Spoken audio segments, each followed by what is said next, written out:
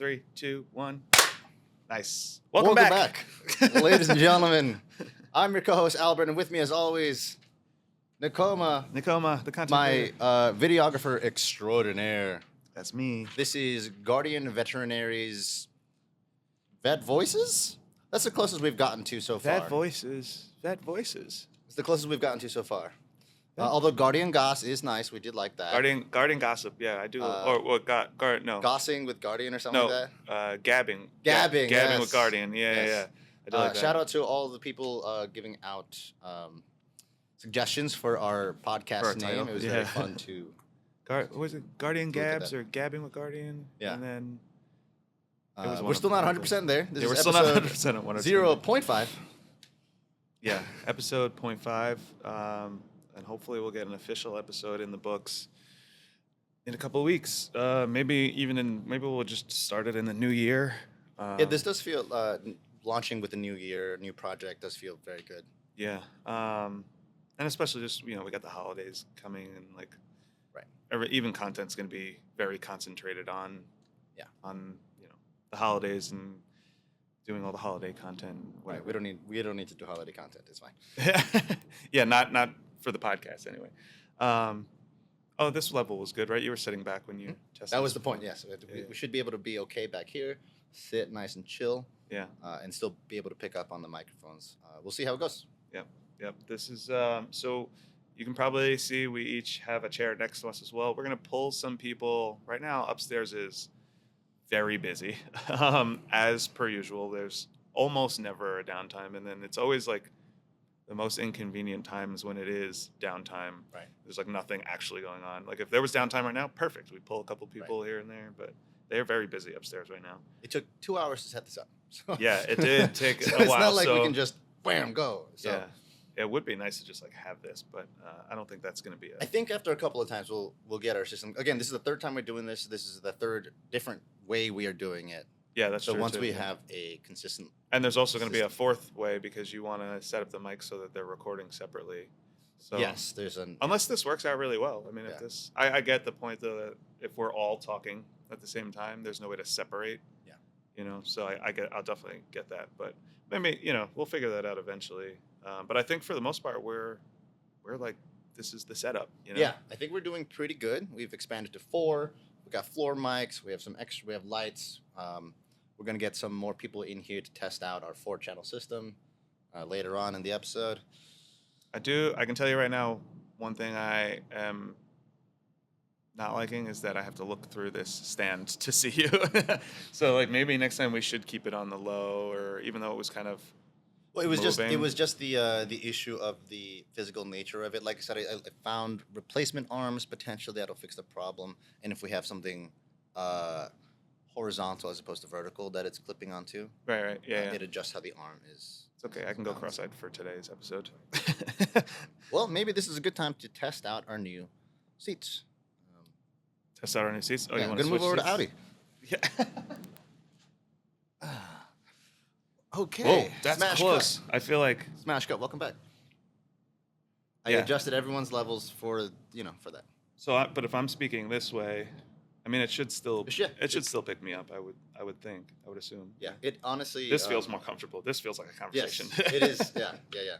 Yeah. The innies are going to be a little trickier, but I think maybe that makes more sense for us to be there since we want the guests to have the most to experience. We'll work on this bit. I agree with you. Last time it came from under, so it was easier to see each other. Yeah. Especially because I think that from a video standpoint, the dynamic of having us on the same side is better because we're hosting, so we're directing our attention and questions and statements and whatever at somebody. Whereas here, like if this person was here talking as a guest, I'd have to kind of turn to see them. Whereas there, I can just. That sounds ridiculous that this feels uncomfortable. I have to turn, but I don't know, it just feels weird to, to address somebody this way, and then they'd have to turn all the way to me in order to address me back. Yeah. But again, these are all things we're gonna have to work out. And 8 mics, above camera angles. Yeah. It's what I find funny about podcasts is that technically, I mean, you could get a mic that was overhead, right? And like really just, Omnidirectionals, yeah. yeah, and get everybody because they do that in movies and all kinds of stuff. I think it's funny with podcasts. It's like seeing the mic Yeah. is like almost important. There's a part of this. Ooh, oh no, I'm sorry. There's a part of this visual, experience here. Yeah. Yeah, I think people like it automatically lets you know Yeah. this is a podcast. And for whatever, like even when the videos that I see of people like it's a one person podcast or like just a head talking head video, it's like for whatever reason having that mic there makes it feel more legitimate for whatever reason. Even when I see people using like the little mics that I use at like conferences and stuff like or that. the Metro card, like what's your the Metro take? card? Yeah, that's a great. Those are great. I love those interviews. For GVS, kind of use the pen, right? Like I did that. Right, so right. Hey, it works it's out. funny But how like the object, the microphone object does work. It makes me think of the like thin pencil microphone from The Price is Right back in the day. You know. Yeah, it's like this. Big. Yeah. Yeah. Those telescopics. So I thought, and we kind of talked about like we'll talk about maybe some of the podcast ideas that we're the podcast topics that we may or may not discuss. I also think that they're going to evolve on their own as we go through the process of doing episodes, and whoever we get on here is also going to have things that they want to say and talk about. Right. Also, the feedback from the audience. Make sure to like, comment, and subscribe. Do that. Yeah, so that's right. It's a good point that I kind of wrote down like 10. I think it's like 10 topics, and you guys let us know what you think about these topics. We did get a few more topics in the comments from the last set of videos that we put out. But give us some more because this is something that's hopefully going to go for a long period of time. So we're going to need a ton of topics, and I'm sure the people upstairs and the doctors and the techs and assistants and everybody will have things they want to talk about also. Yeah, and I mean, like I was saying last time, personally, I'm hoping that we can step a little bit away from the medical side of things because we already have a ton of content relating to that side. Mm-hmm. Hopefully, we can pull, even if it is the doctors, topics that come a little bit outside of that. There was a couple of on the comments topics related to some medical stuff. I don't even remember exactly. Yeah, what it was mostly people wanting to hear medical stuff, but I think it's because people automatically see veterinary medicine and they go, "That's the only thing you're going to talk about." And the whole point of this is it's kind of is to kind of, like you said, we want to stay within the realm, but still talk about things that are personal. I don't want to say personal or private, but like humanizing things that are just within the veterinary space as well. But yeah, that's, that being said, that was my intention for it. But if the majority of the audience is like, I still want to talk about the medical side in this new format as opposed to the shorter reel clips or the YouTube videos, this might just be a different, more intimate way to discuss those medical things. It might be a better way to do that. Maybe that is the direction we take. It's hard for us to. It's hard to know until we really start getting into it and like we can see how people respond to it. And we're flexible. Yeah, and I feel like that's also like one of the best things about having a podcast is like there's no real right way to do this. You can just do whatever you want. The point is to get people together discussing whatever they decide to discuss that day. So anyway, do you have any topics or ideas that you have written down or in your head or anything? Or specifically, I think if we get all of the doctors that we can get down here, we can ask them the same 3 questions to try to pick out things that are, again, outside of this medical stuff. What's the latest project that you're excited that you're working on? What's the newest medical thing that you learned? What's the newest thing that got you excited about what you're doing? Or like in the future, what are like what would you like to see? Like we did at New York Vet, we asked people what advancements they want to see, going forward. What positive changes have you seen in the past X number of years? What positive changes would you like to see in the next couple of years? So it's like you said, still in the same. We're not talking about the medicine. We're talking about the industry. Yeah. So I like that. Well, I've got some written down, and I'm not gonna lie, most of them are medical related because that's where my brain was at the time when I was thinking like podcasting ideas and topics. And I also was like, I'm sitting upstairs in emergency most of the time. Yeah. So my brain is just like, I'm watching things happen. I'm like, that's a good topic. That's a good topic. Like, you know what I mean? But I'm like watching the medicine unfold. And so my brain wasn't even thinking like industry. It was just medicine. But, so this was a big one that I kind of like asked people like, what do you think about these topics? Like in ER, in ICU, I kind of just went around and talked to people about it. This one was a big one, and I think it will be a great topic to discuss multiple times with different people. Emergent versus urgent. Ooh, interesting. Because I have seen and witnessed, and over the last 4 years, we are an emergency clinic. You're coming here for something that has happened that was bad, but there is definitely a difference between your dog came in here for an emergency, like let's say something like it broke its nail and it's bleeding, right? Versus a dog that got hit by a car and has internal bleeding. Yeah. You know what I mean? Just because you got here first, Yeah. and your dog, just because the dog with the broken nail got here first doesn't mean it's going to be seen first. It means we're going to get the history, make sure it's okay, make sure it's stable, bring it to the back, and it might sit for a little while. And again, it's just like a broken nail thing is like something that's a quick, easy fix, but it's just like I'm just making a quick There's comparison. so much blood. What do I do, Doc? What do I do? Yeah, it's like I'm making a quick comparison, but like obviously if a dog comes in and it's like barely stable and it's hanging on to life by a thread. I mean, of course, there's something to be said about non-medical people trying to make medical decisions or trying to understand what they're seeing. Right. And they just might not know, and in that panic, they come, it must be an emergency because, So Yeah, a lot of that relies on education. Right, which I think will also be great clientele about this and stuff like podcast. We that. can educate the clientele on, why we do things, how things are done, not just expect that for the most part, I think most people they come here with the idea of we know what we're doing, or, the people upstairs know what they're doing, let them do their thing. But people always have questions. So Yeah, I've noticed that in actually human medicine, I noticed a recent campaign.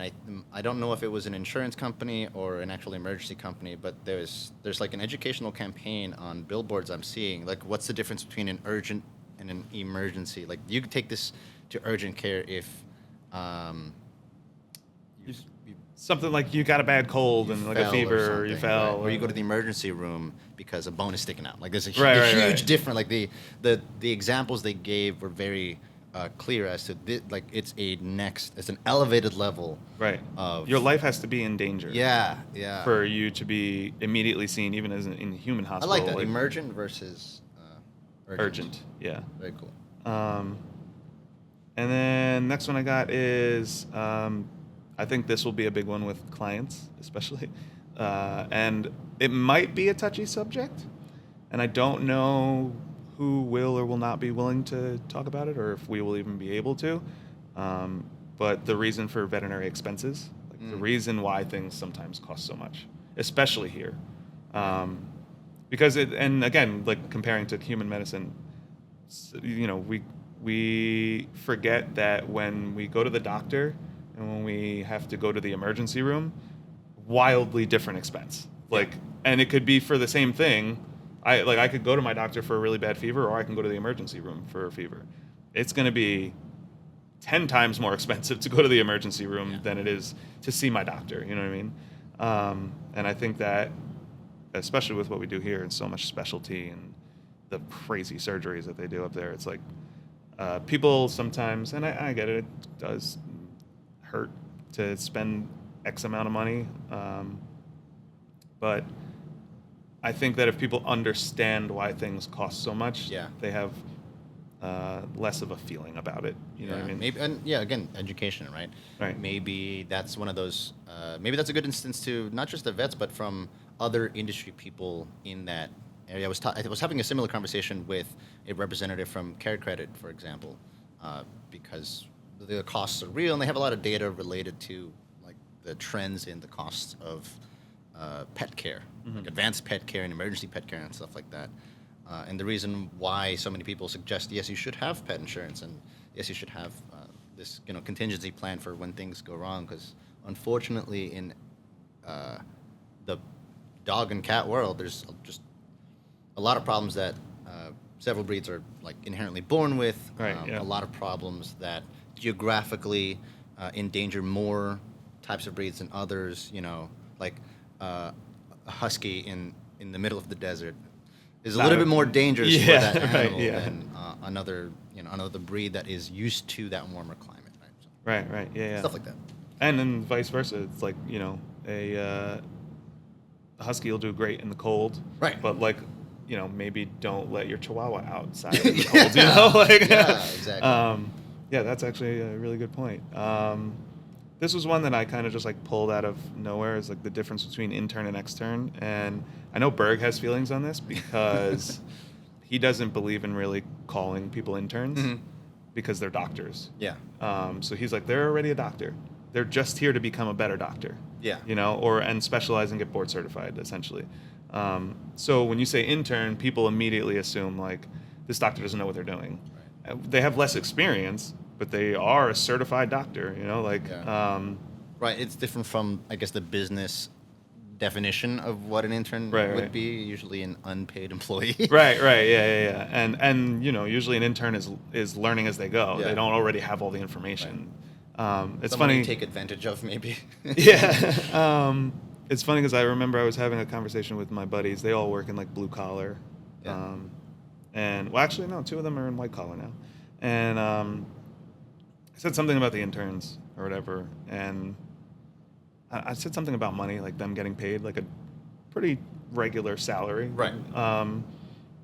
Not what they're going to make, years down their line, but they make a, decent salary. And they were like, I don't think you understand what the term intern means. And I was like, I was like, no, I don't think you understand what an intern is in the veterinary field. Like, so, just in that, just having a common conversation, people hear intern and they think like, this is a person that doesn't know what they're doing. Yeah. So I think it's a good topic. Maybe even like we'll have that discussion with the interns, Also, if this becomes a longer term thing, then we have interns and external medical staff that come in and out, as opposed to the staff, like permanent staff, that is here. Yeah.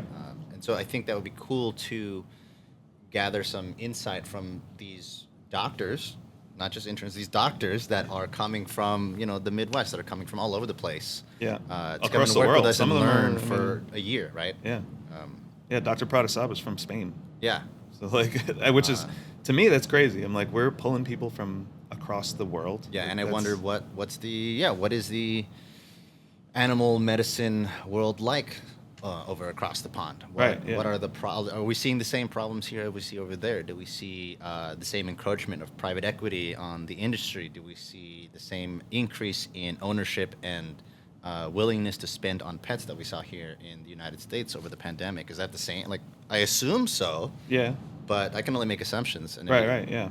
I'd love getting the insight of these people who are living a little bit of a different experience than we are on the day-to-day. Yeah, I mean, even other states are so different. Like, right. So I can't imagine. I can't imagine how different it could possibly be, literally in another country, and across the world. Right. It's like, because we have a lot of commonalities with, like, let's say somebody in Canada, but somebody in Spain, that could be a totally different experience. Yeah. I wrote down, this one might hurt some people's feelings, the Frenchie epidemic, because it is an epidemic in my eyes. And I can't talk too much because my mom has 2 of them. So, but they're so cute. Look at them. They're so adorable and they can't breathe. They can be cute. They have great personalities. They're all very different. But I think that the breeding industry is taking a little bit of advantage of. Yeah, there's something to be said about the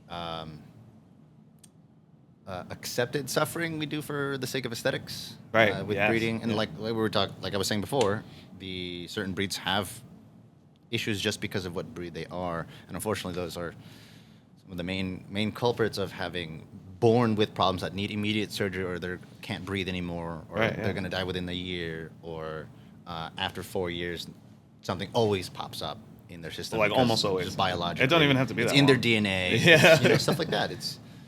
The amount It of is dogs cruel I've and seen, kind of sad. yeah, the amount of Frenchies I've seen under 5 here that can't walk is crazy, and that's from my understanding, which is again, it's very little medical understanding. Everything that I know about medical here is from here, and I asked the doctors a ton of questions and the techs a ton of questions. So my knowledge is based off what I have asked and what I've learned and Yeah. what I've seen. So I don't have a lot of medical background, but from what I've seen, like that is crazy to like have. It's just funny because I've had this conversation with a couple of other people, Yeah. and some doctors out there get very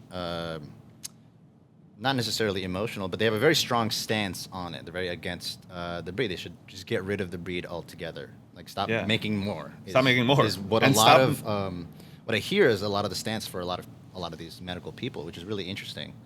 Yeah, I mean, if it's like also, not only are they interbreeding them and causing more problems, now they're breeding them with other dog breeds to make them cuter, to make them fluffier, Right. to make them hairy, to make them long-haired. You know, it's like, can we stop messing with DNA? It's like, Right. it's just like, I get it. There's also going to be a part of the medical side who's like, you know, let it happen, because how are we going to make money? These Frenchies are, you know, but I'm also, you know, I think that's a select group percentage of people in the medical Brackish industry. society. Well, Frenchies aren't the only ones, right? There's a lot of Yeah, I mean, just a lot of bulldogs. there's in a general, handful but, of like, breeds that were curated and bred specifically for aesthetic purposes that, you know, kind of went around Yeah.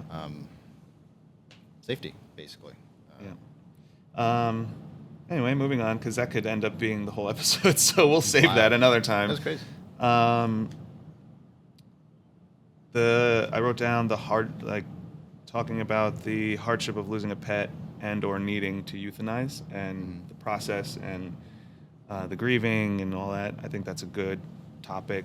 I don't know who would be a great. I mean, literally anybody can talk about that topic, but Well, we have June. We have a certified. oh, that's right. We can have counselor, June on there for that. on staff, who has bereavement groups for clients, but also has services for our staff here because the techs and the staff here puts down several animals a week sometimes, a day sometimes. Emergency situations happens, and our goal is to save as many pets as possible, but the reality is that sometimes it's just beyond saving, right? Right. Or So that's it's hard. or it's a point where it's like, you know, I've seen or rather heard a lot of owners kind of going through this thing where it's like, is it for me or am I keeping the dog alive for the dog? You know, Right. like, does the dog need to? What's the quality continue of to- life for the dog Right, if I right. do all of this stuff? Right, yeah, and I think for the most part, most pet parents make the right decision for their pet. And on the other side of that, even if I personally feel like it's not the right decision for the pet, it's, you know, that's not my choice to make, and I understand our pets are family. You know, it's hard to make that decision a lot of the time. Yeah, it was a tough choice that I had to make before. One of the reasons why I joined Guardian in the first place, I had another Siberian Husky that had cancer issues. I believe it was a bladder cancer, and like in a week, his behavior changed completely. He became lethargic. He couldn't move one of his legs, and so the potential for surgery the outlook was, well, we might be able to take it out, but then there's a whole recovery time. Mm-hmm. He's an older dog. He was 14 already at the time. Ooh, yeah. And it might come back after Right. several months. So this is going to be, you're going to undergo through all of this. He's going to be suffering through recovery, and he might still not make it after all of that stuff. Right, and then so And this is my firstborn son, right? Yeah. And maybe if I knew about Guardian, maybe I would have gone there and here, I should say, and maybe they could have done something. like earlier. Yeah. Who knows? Yeah. It's real, and I try not to feel. Well, yeah, I try because not to feel but certain then you ways start about it, doing that. But I know, and Yeah. it's just one of those things that I think it's interesting how the universe unfolds sometimes, where I had never thought I'd be working in a veterinary hospital. Yeah, right, yeah. I'm a marketing guy. I come from music, and I was applying to like Sony and like Fender, stuff like that. Yeah, yeah. But because that happened just a few months before I got hired here, I was in the application process. I was like, oh, an animal hospital. It's just might over as the well. border. Man, they need a marketing manager. Maybe I could do that. That'd be cool, in Cloud's honor. And here I am. So I'm trying to do this. So I think it's really important. It's meaningful and emotional for me to suggest that educating a client could save their pet's life. Yeah. Yeah, that's a good point. Yeah.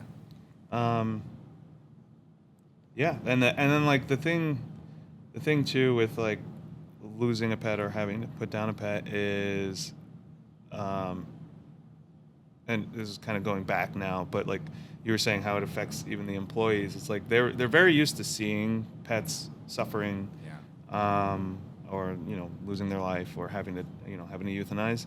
But that doesn't mean that they're not affected by it. Right. It's actually, in my opinion, it's actually probably worse that they're kind of okay with it. Like, when you get numb to that, right? It's like once you get to the point where you're kind of numb to it, and I'm sure across the veterinary field it's like this. Yeah.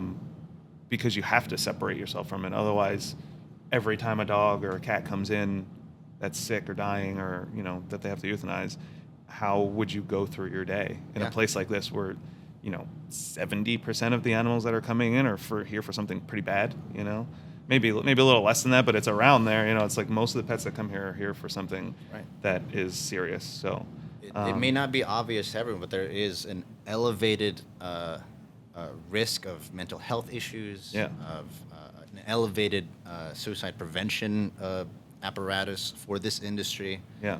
Especially lately, and I think it's great. I've seen some organizations come up. I think it was like not one more vet and stuff Not like one that. more vet.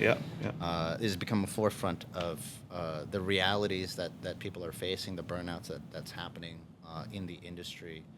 This would be good. Maybe May is the National Mental Health Awareness Month, so that would be a good time, I think. Maybe we'll do both sit down and, episodes talk on about that. Yeah. And I've had my own, as I'm sure most people have, serious struggles with mental illness. So when I started realizing that it was something that was like epidemic in the veterinary field, and then I started seeing more come up and more people talking about it, I was like, this is great. This is what these people need, because the burnout doesn't just come from the hectic days and like the running around and the constant driven work. Like, there's some days up there where sure we have downtime, but then there's days where like you can tell everybody is just in a work zone and just hustling and moving and going crazy. And it's like, yeah, sure, that causes burnout, but then the mental capacity to be able to handle seeing 30 pets a day, there's 20 of them are tank, suffering, right? Some people get empty. So that'll be a great topic, and I'm sure that people will definitely tune into that. I mean, even just discussing it at New York Vet, people were very they were huge. Like they had very good, thoughtful answers. So that'll be a great topic. And I think that's a whole separate topic. Like there's the mental illness. Right. I mean, that really goes down. Like we're talking about the heart of the vets, right? That's major. I got a few others here. This is more, I feel like this is like a quick topic of discussion. It could even be just like a quick content piece, but it's like toys and treats that can cause foreign bodies, or that's good for December, right? That's good for holiday times. Yeah. Oh, Again, I'm the marketing guy, so I'm always like, okay, when can we make it align with right. Yeah, it makes sense. I'm like, we could do this whenever, but that's why we do well together, because when these things are like best put out.